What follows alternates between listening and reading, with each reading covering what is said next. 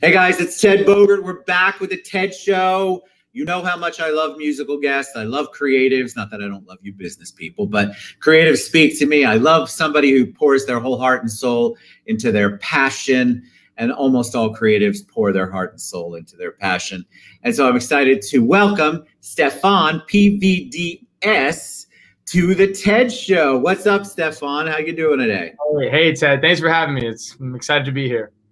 I'm super excited to have you. I was telling you before we went live that two things immediately caught my eye when you filled out the little form to get on the show. Your name, which included letters at the end instead of a last name with any kind of vowels, which I loved. And then your website, sadsongstefan.com. So total intrigue from the beginning. So we'll talk about that. But the audience loves an origin story. They like to hear where you're from, how you got here, were you always musically inclined, and we'll go through all of that. So welcome and give us a little origin story on Stefan PVDS. Totally. Well, thanks again for having me. But yeah, my dad is a doctor and my mom is the mother of four and was an amazing journalist before she had to, dedicate herself more to us, luckily for us. And so all that to say that my upbringing was pretty nomadic. So I was born in Oxford, England, and then bounced between England and Baltimore, Maryland for up until I was about 5 or 6 years old, because my dad was doing his residency in between the two. And then we moved to Florida. We moved to Jacksonville, actually, when I was 5, I want to say, and lived there until I went to middle school. And from there, we moved to Alabama, to Birmingham, which is where I feel like I'm from, like the formative years. High school, middle school, etc. And then from there, I went to college in St. Louis at Washington University in St. Louis. Nice.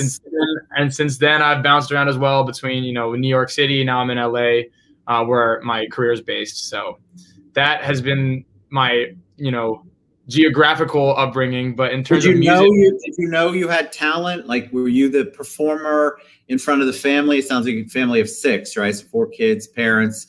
Were you the performer, like every chance you had a microphone or a pretend microphone, you sang?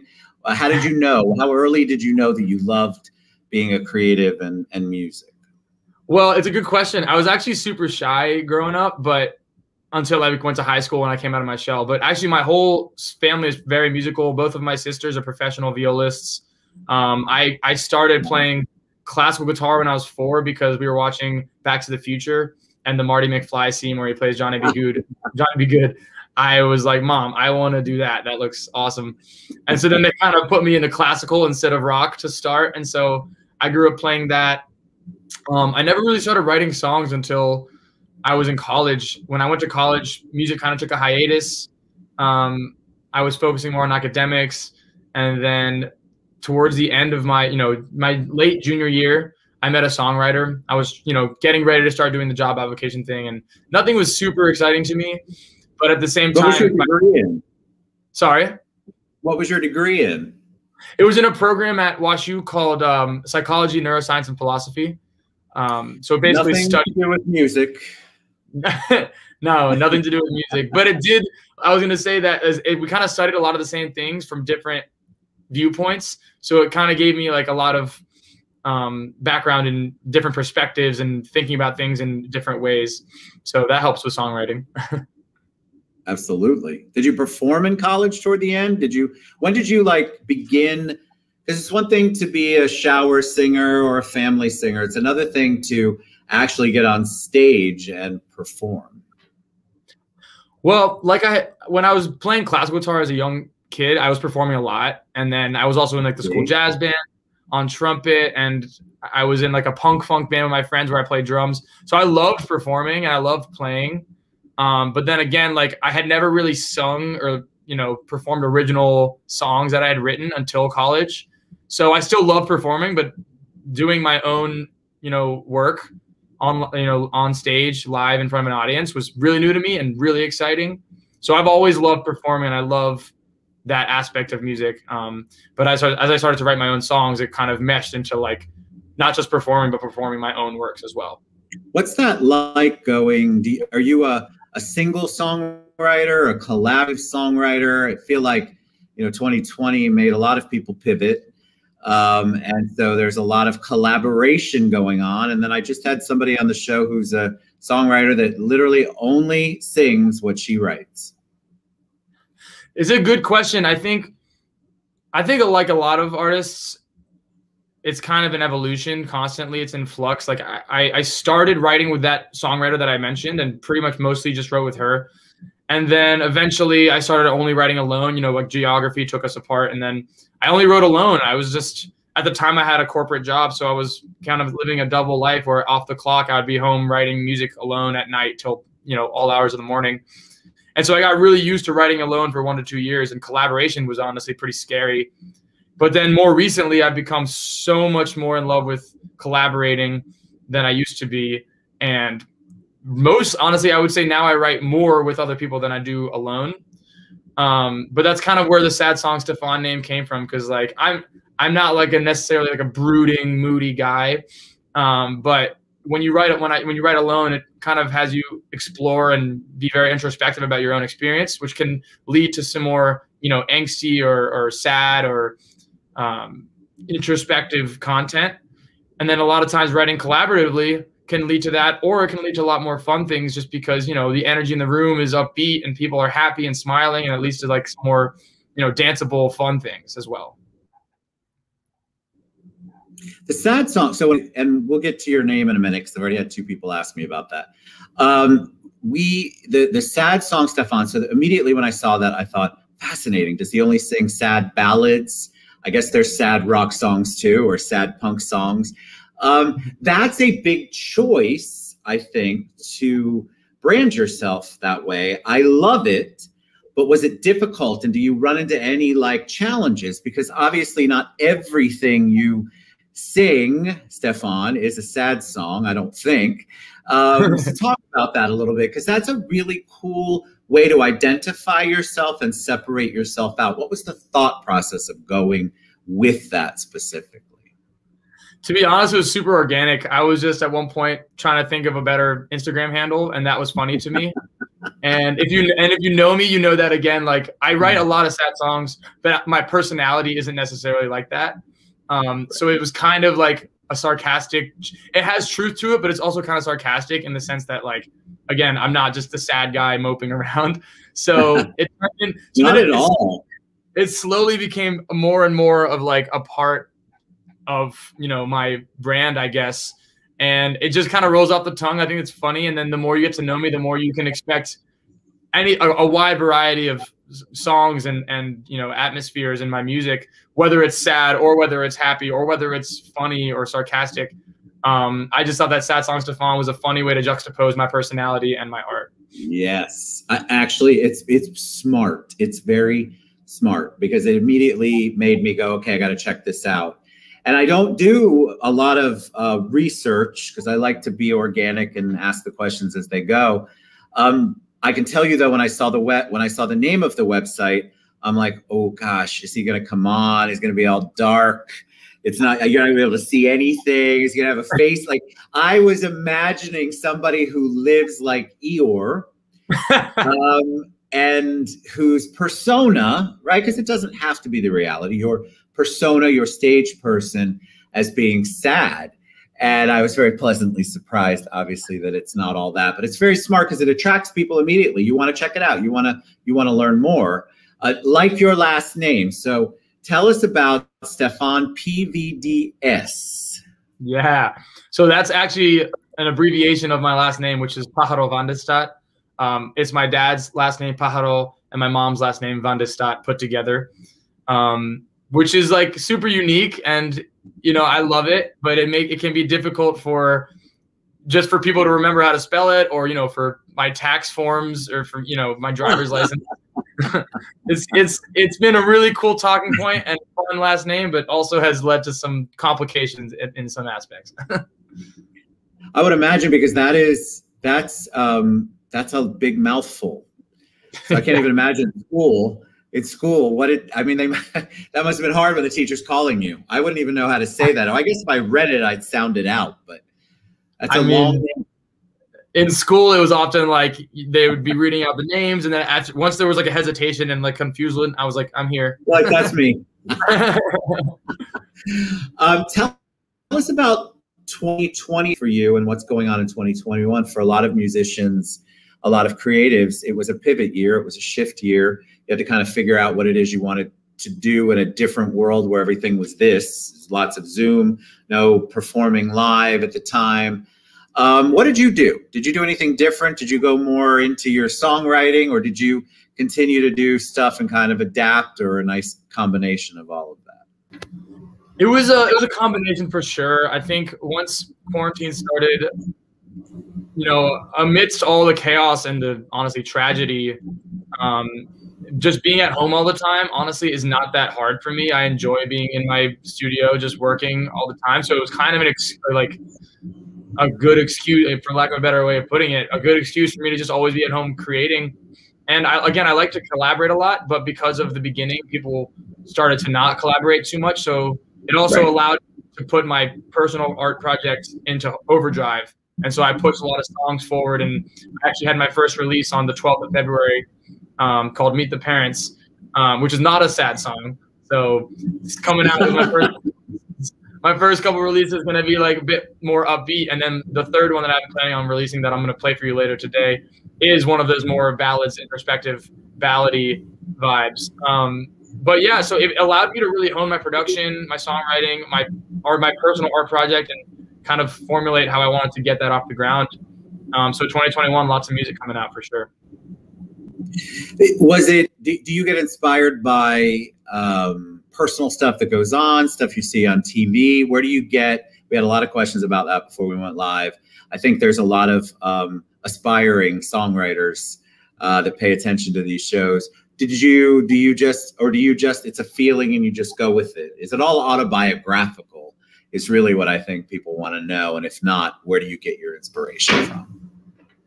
Those are great questions. I think I would say more of the ballad songs are, I wouldn't say autobiographical, but certainly, you know, drawn from personal experience along with, you know, narrative. It's a story at the end of the day that may or may not include all facts. Some of the more upbeat songs are more just like feelings. They're just kind of like, you know, someone said it one time really well that like, it can be really scary to release music because a song that you write is kind of just an exploration of that feeling in that moment, you know, as you do your best that you can in those, 6 to 8 hours, and you get the song done and you can edit it down the road, but that's a feeling. That's like a small piece of who you are as a person. But a lot of times people can be judged or represented entirely off of one song. And so I think something that's been valuable for me is to like not be afraid of that and just trust the audience to take what they will and be willing to just continue to share music that, you know, has as much truth about me and the world and relatable experience as I can put in it. You're good at this interview stuff, by the way, just so you know. Very well thought out responses. And, you know, like I tell everybody, we don't do any prep. So excellent. All right. So let's talk about the music because it's time. That's how fast it goes. So tell us what you are going to perform. Give us a little background, and then I'm going to take me off the screen and we're going to listen to Stefan PVDS perform. Totally. Well, before I jump into that, I just want to also mention, because I forgot to say this in the 2020 part with that question, that another thing I got to do that was really cool is collaborative work via Zoom and stuff like that with a couple buddies, Ziggy Stry and Maze Rockwell. And we actually started a group called Group Chat, which is another project that I'm a part of now, which is more R&B, hip hop, soul.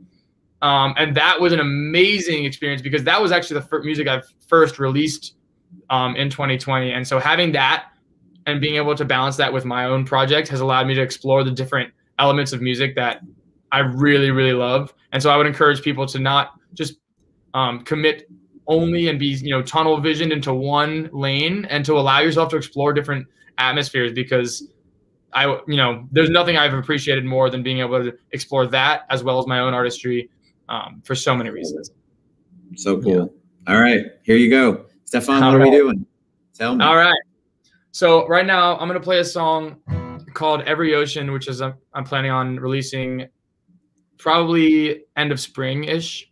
I have a song out, Meet the Parents, that came out in February. I have another one coming out in April. And so I'm planning on releasing this one probably May or June. And this one is one I wrote actually a couple years ago, but it's about getting through tough times and just having, you know, belief that they will end. They're not going to, you know, last forever.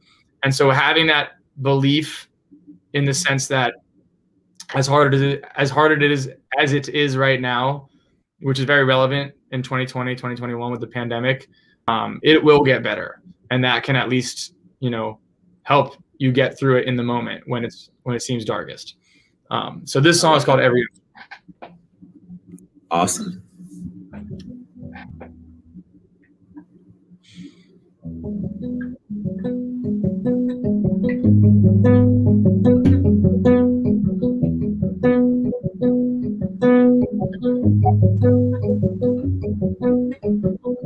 Walking away, thinking it over, holding the weight of your words. Well, you can sharpen the blade, but I'm already open, spilled it all. I know there's a little dirt on my name. Some marks never get erased. That old skin is shedding. I'm rising from the wreckage. No, I haven't been in the best place. Oh, I lost my head and fell from grace. But I'm in the right direction. All of the time that it takes, all the commotion it makes, every ocean run me back to shore. Everything lost, all that's broken falls into place. One beautiful moment. If we find a way, we will find a way. We're caught in the break, and it's throwing us around. Sneaking deeper now, we just wait until we hit the ground. I know there's a couple things that I did most people would never forgive.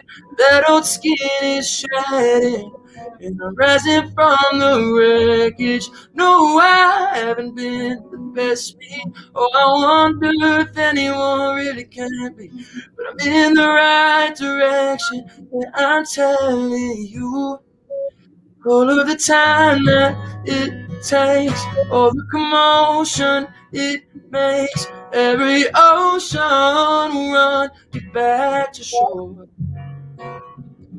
Everything lost, all that's broken falls into place. One beautiful moment. If we find a way, we will find a way. Whoa.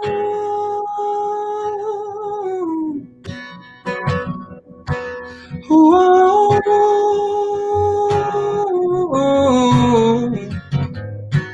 Whoa. Oh, yeah. Oh. All of the time that it takes, all the commotion it makes, every ocean run you back to shore.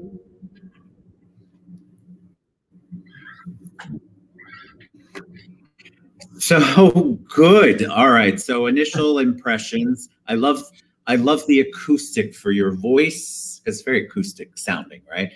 I love the acoustic for your voice and for me to be able to listen to the words you sang. And I thought the words were amazing. So Thank you. I felt, I didn't feel sad, but I did feel a little angst.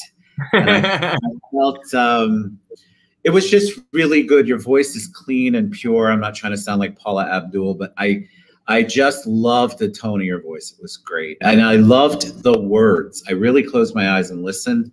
Beautiful. Absolutely beautiful. So when you sing that song, what are you feeling when you're singing it? Because you're obviously emoting. You can see when you perform, you're into the song, you're passionate about it. what are you feeling when you're doing that? Are you feeling like Sad Song Stefan, or is there other stuff going on? Totally. I mean, it's kind of like a montage in a movie, kind of, a lot of times. I mean, when it's a song like that has a lot of meaning to me. Not that other songs don't have as much meaning, but they don't. Not all songs necessarily have the same amount of like depth, I would say.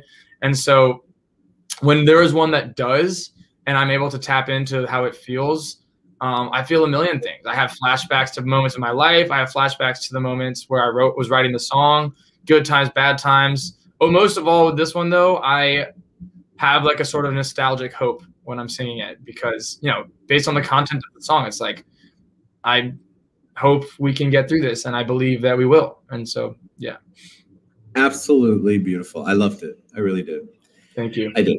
All right. So tell them how they can reach you the best way. We've got the website scrolling, but tell them where they can get your music and learn more about you and learn more about the music that you're releasing. Totally. Yeah. So my Instagram handle is @SadSongStefan. Same with Facebook @SadSongStefan. And then you can find me on all music streaming platforms. If you just type Stefan PVDS, and Stefan with an F, not a PH. A lot of people like the PH. My website right down there, Sad Song Stefan. Yeah, hit me up. You know, feel free to DM me, see what's up, and you know, thanks for tuning in. I want to meet all you guys. I would love to chat and, you know, meet you as well. So fantastic. Thanks so much. That was really good, Stefan. Thank you. All right, guys, sadsongstefan.com. But like he said, I've tagged him and everything. You can find him. Just do Stefan PVDS. In any of your social media search engines, and support our artists. Our artists need us to support them. We're shifting, but it's still awesome to have talent and out there performing, and we need to get behind you guys. So thank you so much for being on the show, Stefan PVDS. Thank you so much for having me, Ted. It was great to meet you.